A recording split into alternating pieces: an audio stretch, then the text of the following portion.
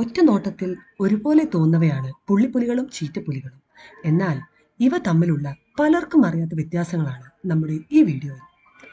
പ്രധാനമായും ഇവർ തമ്മിലുള്ള വ്യത്യാസം ഇവയുടെ ശരീരത്തിലെ പുള്ളികൾ തന്നെയാണ്. പുള്ളിപ്പുലികളുടെ ശരീരത്തിൽ പുള്ളികൾ റോസാപ്പൂവിന്റെ ഇതളുകൾ പോലെ എന്നർത്ഥം വരുന്ന റോസെറ്റ്സ് എന്ന പുള്ളികളാണ്. എന്നാൽ ചീറ്റപ്പുലികളുടെ ശരീരത്തിൽ വൃത്താകൃതിയിലോ ഓവൽ ആകൃതിയിലോ ഉള്ള വ്യത്യസ്ത വലുപ്പത്തിലുള്ള പുള്ളികളാണ്. മറ്റൊരു പ്രകടമായ വ്യത്യാസം ചീറ്റപ്പുലികളുടെ മുഖത്ത് അവയുടെ കണ്ണിൽ നിന്നും കണ്ണീർ ഒലിച്ചിറങ്ങി വായ വരെ ഒഴുകുന്ന രീതിയിലുള്ള കറുത്ത പാടാണ്.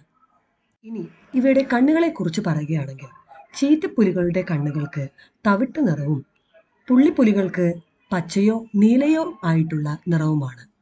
പുള്ളിപ്പുലികൾ ചീറ്റപ്പുലികളേക്കാൾ ഭാരമുള്ളതും ശക്തവും വളരെ വലുതുമാണ്. എന്നാൽ ചീറ്റപ്പുലികൾ ഏറ്റവും വേഗതയേറിയ മൃഗവും ഭാരം കുറഞ്ഞവയുമാണ്. പുള്ളിപ്പുലികൾക്ക് വലുതും കൂടുതൽ നീളമേറിയ മുഖവുമാണ്. എന്നാൽ ചീറ്റയുടെ മുഖം ചെറിയ പല്ലുകളാൽ കൂടുതൽ വൃത്താകൃതിയിലുള്ളതാണ്. പുള്ളിപ്പുലികൾ മരത്തിന് മുകളിൽ പതുങ്ങിക്കിടന്ന് ഇരകളെ ആക്രമിക്കുമ്പോൾ ചീറ്റകൾ നേരിട്ട് ഇരകളെ പിന്തുടർന്ന് പിടിക്കുകയും പുള്ളിപ്പുലികൾ കിട്ടിയ ഇരയെ മരത്തിന് മുകളിൽ സൂക്ഷിച്ച് സമയമെടുത്ത് കടിക്കുകയാണ് ചെയ്യുക. എന്നാൽ ചീറ്റപ്പുലികൾ ഇരയെ കൊല്ലുന്ന സ്ഥലത്ത് വെച്ച് തന്നെ വേഗത്തിൽ പരമാവധി കഴിച്ചു തീർക്കുകയാണ് ചെയ്യുന്നത്.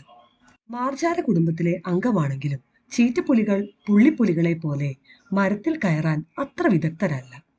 അവർ കുറ്റിക്കാടുകൾ പോലെയുള്ള സ്ഥലങ്ങളിലാണ് വസിക്കാറുള്ളത്. വീഡിയോ നിങ്ങൾക്ക് ഇഷ്ടമായാൽ please like, share and subscribe.